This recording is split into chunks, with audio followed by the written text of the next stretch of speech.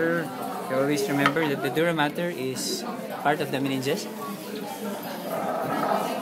Okay, the meninges has 3 layers: the dura mater, arachnoid mater, and pia mater, diba?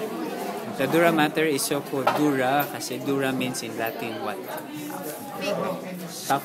Tough or hard, right? So it's really tough. When you look at it, it's really tough. Tapos yung arachnoid, then yung pia. Arachnoid is arachnoid kasi mukha siyang web. Spider, not the spider, but the spider web. Spider web, arachnid. Okay? Ano pa ba? The dura mater, what did I not share? The dura mater, the blood supply of the dura mater comes from the meningeal arteries. One anterior, 2 middle, then one more posterior. But majority comes from the middle meningeal artery, which is actually this one. That's the middle. That's the big one. So remember, 3 arteries: posterior, anterior, middle. The biggest one is the middle. That artery passes through what portion of your skull?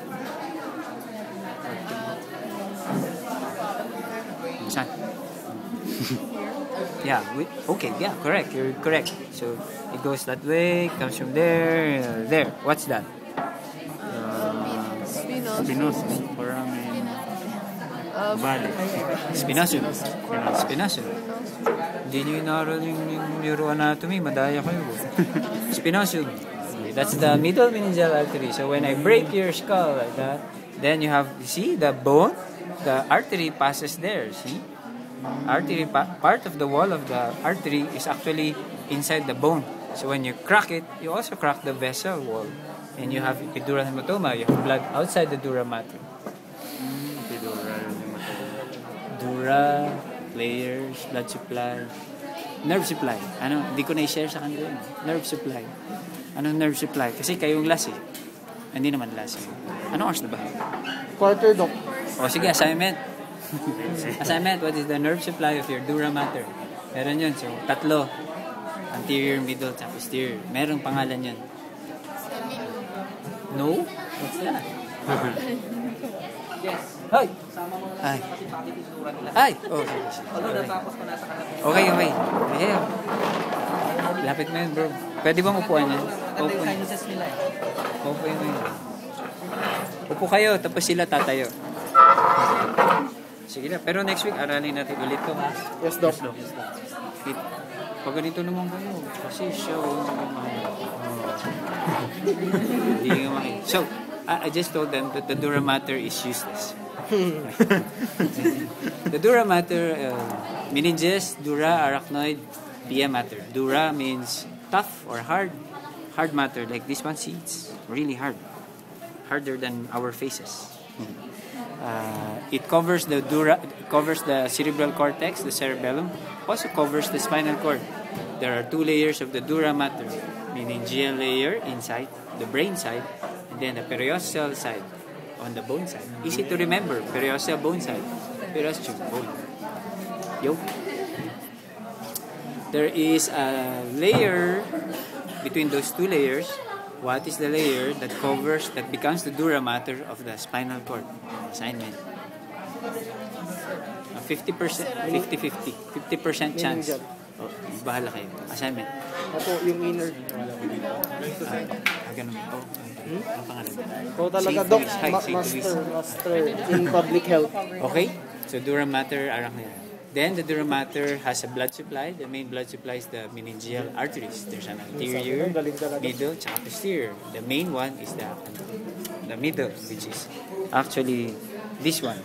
That's the middle meningeal artery, which passes through the. Ang galing naman ninyo, grabe. Okay, foramen spinosum. Okay. Then nerve supply. Please read nerve supply. 2 things to read: nerve supply, tsaka yung layer of the dura that becomes the dura mater of the spinal cord. So then, the dura mater, where there are 2 layers: meningeal, periosteal, meningeal layer. At midline, it meets up, and then the meningeal separates. So it separates like this. So when this one is the periosteal layer, this one is the meningeal layer, it separates. Diba? Hindi sila buo. Separates. And so the opposite one is like this. There's a triangular shaped canal That canal is in the midline, which is, I don't know, it's here. Anyway, it should be there.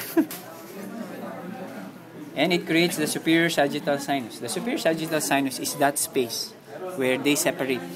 It's just a space, but blood goes through there. And it's unoxygenated blood. It is not a true vein. We call it sinus, but it's not a true vein because true veins have valves. This one has no valves. That's the one that makes it different from the veins of your ankle, your foot, your back, your nose. Okay? And that sinus is created.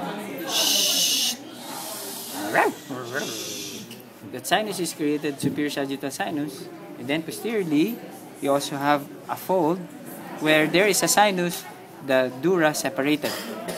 You understand? So it's separated, so it created a fold inside here. So dito, yung fold niya sa gitna is the falx cerebri, separating the left from the right brain. So dito naman, once it creates a fold inside, cerebrum tsaka cerebellum. That one is called the tentorium cerebelli. This one is the falx cerebri.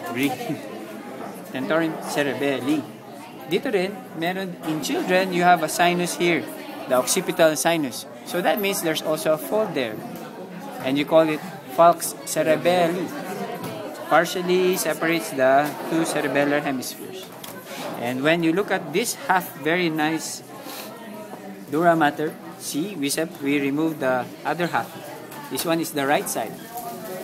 This one contains your frontal cortex, parietal, occipital cortex here. Then this one is your tentorium cerebelli, falx cerebri. Yay? This one is tentorium cerebelli. This is the falx cerebelli, small one. This is the pocket for your cerebellum on the right side. Nice, right? Then this one, I didn't create this one. Jesus did. See, if you make another part, then you create a letter U. Diba? Yeah? Yes. Yeah. Kasi. So, like this. So, this one is superior sagittal sinus. Can you hold this one? This is superior sagittal sinus here. This is frontal. This is occipital. Frontal back. Frontal. See the shape? Bigger here, smaller here. Looks like a scythe. Yung, alam mo yung flag ng Russia? Scythe. Di ba tawag doon? Scythe. Kumpay sa Ilocano.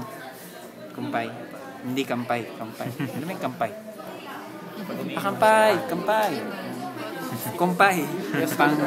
Pang putol ng grass. Right? So it's wider on the back, thinner on the front.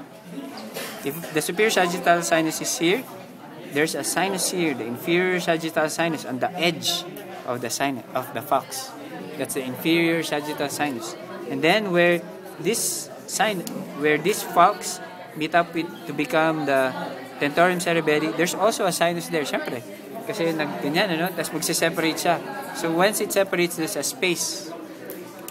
And that space, small space, is for the straight sinus. So inferior sagittal sinus, straight sinus, then the straight sinus drains blood into the confluence of sinuses. And the confluence of sinuses is that one. This one.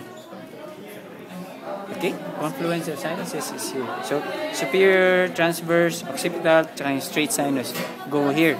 So, this one is a relatively bloody area marked by what structure in your bone? Very good.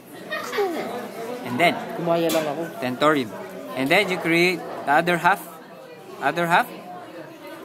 Then you have another tentorium cerebelli here, right? And then there's a letter U.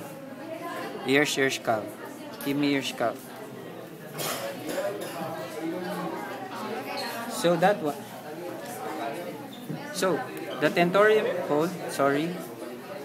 tentorium cerebelli, this one is here. And there's a U dyan. Gets? Can you get the dura there? So they can see. Yung nandun sa cabinet, yung kulay Blue. sa taas ng Blue and white. So the tentorium cerebelli is here. Gets? Okay. And then there's a space there for the brainstem. Okay, tapos na